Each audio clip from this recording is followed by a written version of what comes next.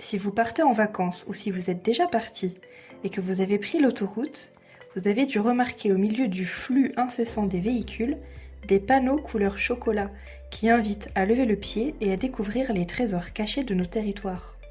Ces panneaux marrons, officiellement appelés panneaux de signalisation touristique et culturelle, constituent depuis plus de 50 ans une invitation permanente à la découverte du patrimoine français.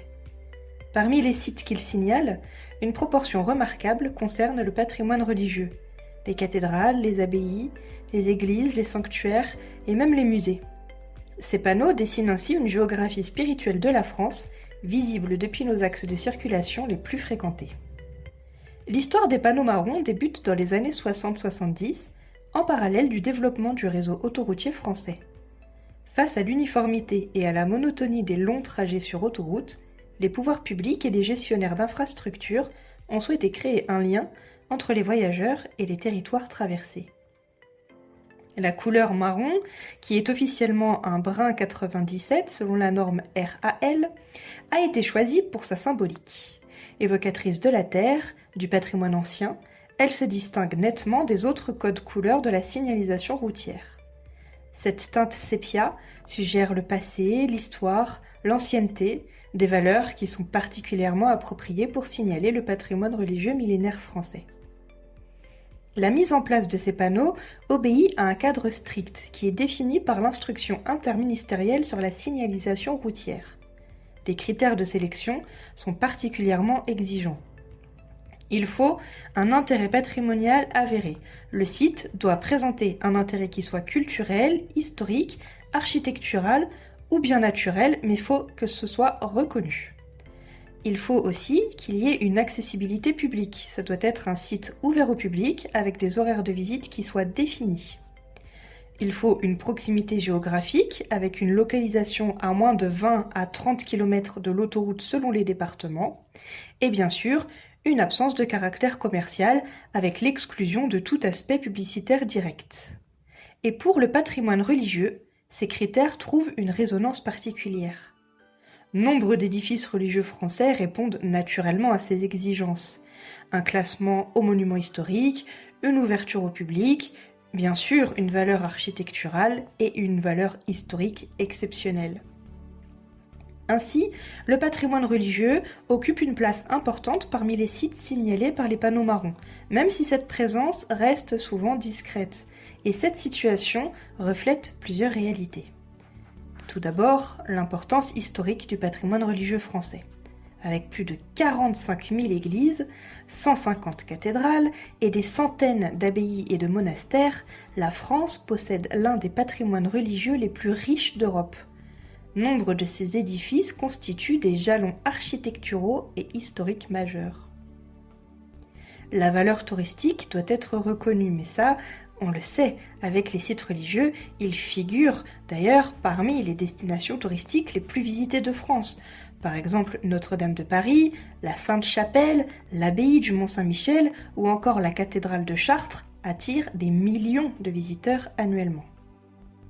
Contrairement à d'autres types de patrimoine, les édifices religieux sont intimement liés à l'histoire locale et régionale, ce qui correspond parfaitement à la vocation territoriale des panneaux marrons.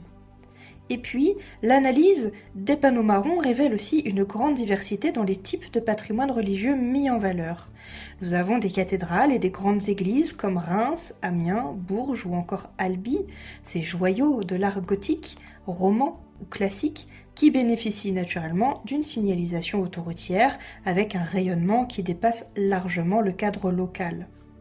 Et puis, nous avons aussi des abbayes et des monastères comme Fontenay, Sénanque, Cluny, Jumièges, ces hauts lieux de la spiritualité médiévale, souvent situés dans des écrins naturels préservés qui attirent un public en quête d'histoire et de sérénité. Bien évidemment, il y a aussi les sanctuaires de pèlerinage, Lourdes, Ars-sur-Foment, ces lieux de dévotion populaire qui conservent une forte attractivité et cela justifie pleinement leur signalisation. Le patrimoine religieux rural, avec des églises remarquables, des chapelles historiées, des calvaires monumentaux, offre une dimension plus confidentielle du patrimoine religieux, mais trouve également sa place sur certains panneaux.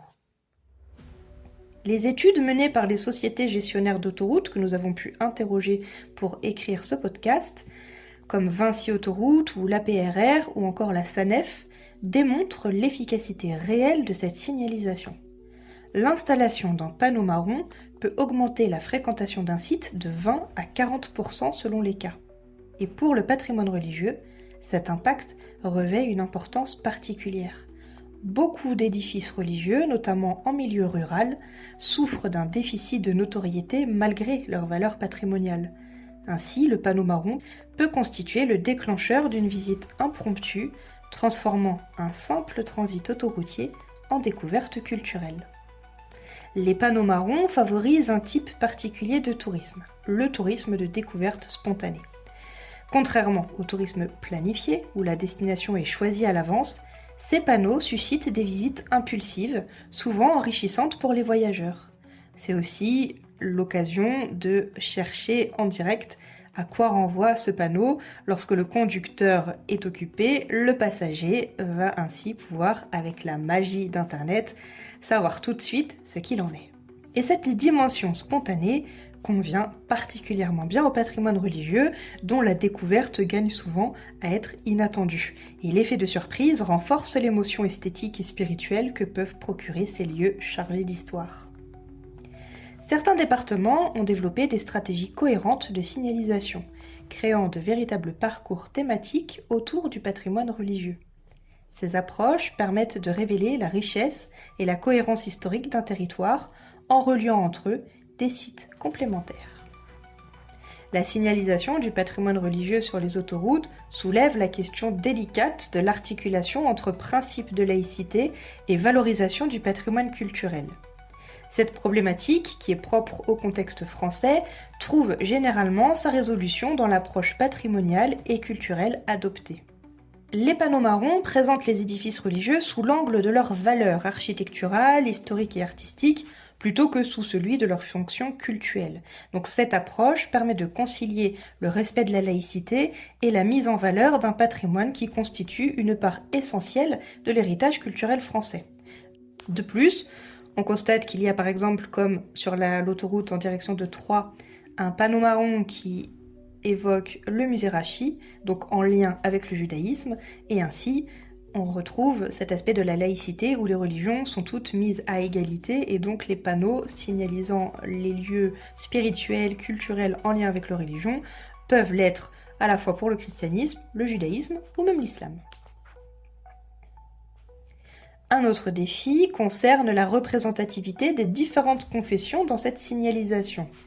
En effet, le patrimoine catholique, majoritaire en France, domine naturellement les panneaux marrons. Mais on observe une évolution progressive vers une prise en compte plus large de la diversité religieuse française. L'ère numérique transforme progressivement l'usage et la conception des panneaux marrons. Les QR codes, les applications mobiles dédiées, la géolocalisation offrent de nouvelles possibilités d'interaction entre les voyageurs et le patrimoine signalé. Pour le patrimoine religieux, ces évolutions ouvrent des perspectives intéressantes.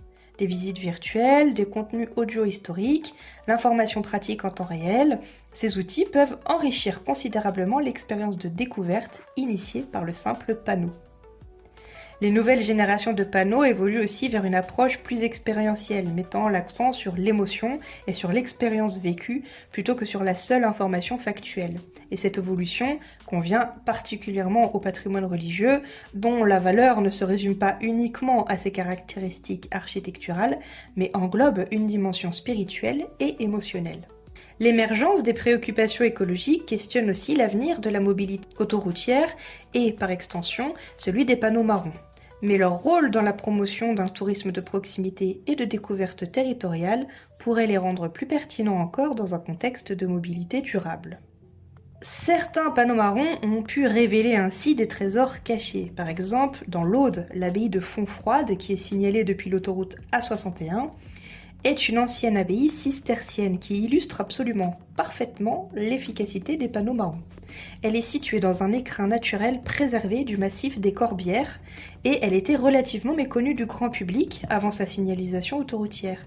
Aujourd'hui, Elle accueille plus de 120 000 visiteurs par an, dont une part significative découvre le site grâce aux fameux panneaux. La collégiale Sainte-Foy de Célestat illustre aussi comment le panneau peut revaloriser un patrimoine local de grande qualité, puisque la collégiale Sainte-Foy bénéficie d'une signalisation depuis l'A35 et cette visibilité autoroutière a contribué à faire de Célestat une étape appréciée sur la route des vins d'Alsace. Également, le sanctuaire Notre-Dame de Laguet, en Alpes-Maritimes, qui est perché sur les hauteurs de Nice et qui est un sanctuaire marial qui date du XVIIe siècle et qui donc illustre aussi cette capacité à révéler des sites. Sa signalisation depuis l'A8 a permis de faire découvrir ce lieu de pèlerinage traditionnel à une clientèle touristique plus large, contribuant ainsi à sa sauvegarde et à son animation. Au-delà de leur fonction première de signalisation routière, les panneaux marrons constituent de véritables gardiens de notre mémoire collective. En signalant le patrimoine religieux français, ils maintiennent vivant le lien entre nos contemporains et leur héritage spirituel et culturel.